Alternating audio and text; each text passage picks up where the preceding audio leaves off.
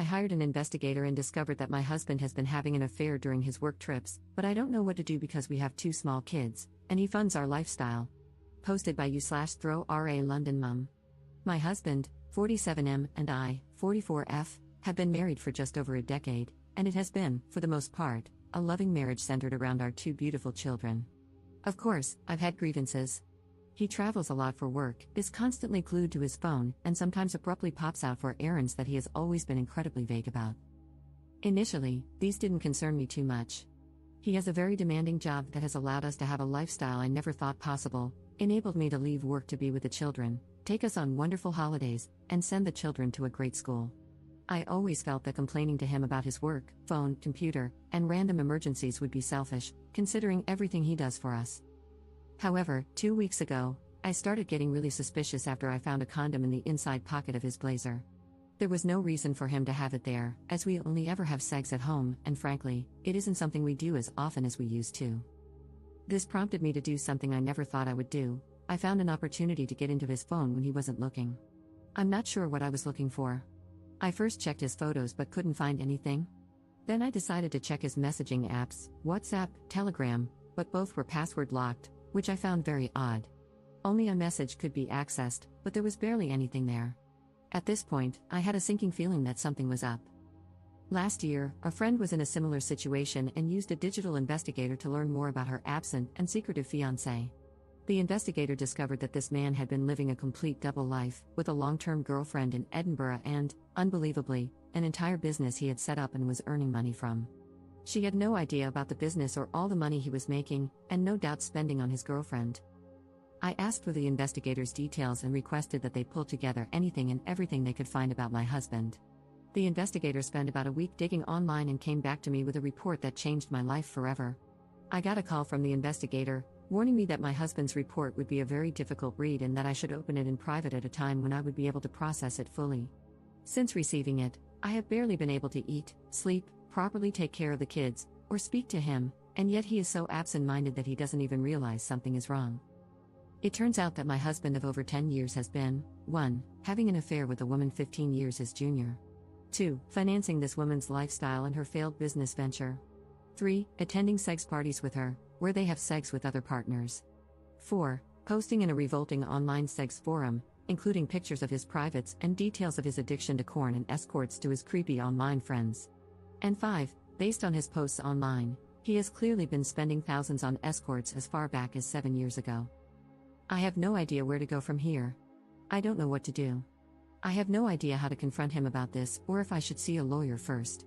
I know the obvious decision is to simply divorce, but our children are 9 and 7. I have loved him since we first met 14 years ago, and I know that I have a place in his heart too, in spite of these actions. If he is truly an addict, then maybe there is a way to get through this if he agrees to treatment? I am a complete mess, and I can't talk about this to anyone in person just yet. Any advice you have for me would be really appreciated.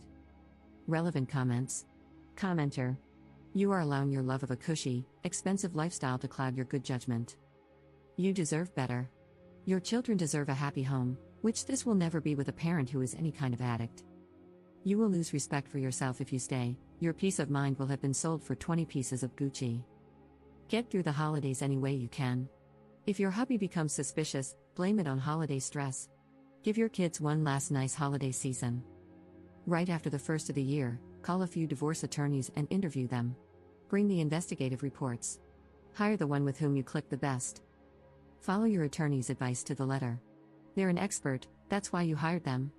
Don't listen to family, friends, or strangers on the internet. Get yourself into individual therapy to help you deal with the betrayal.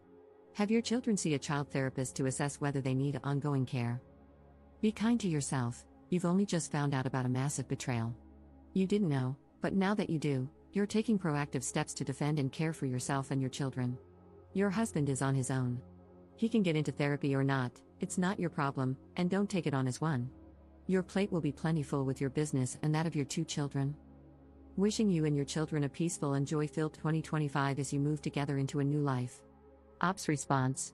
Thank you so much for this comment.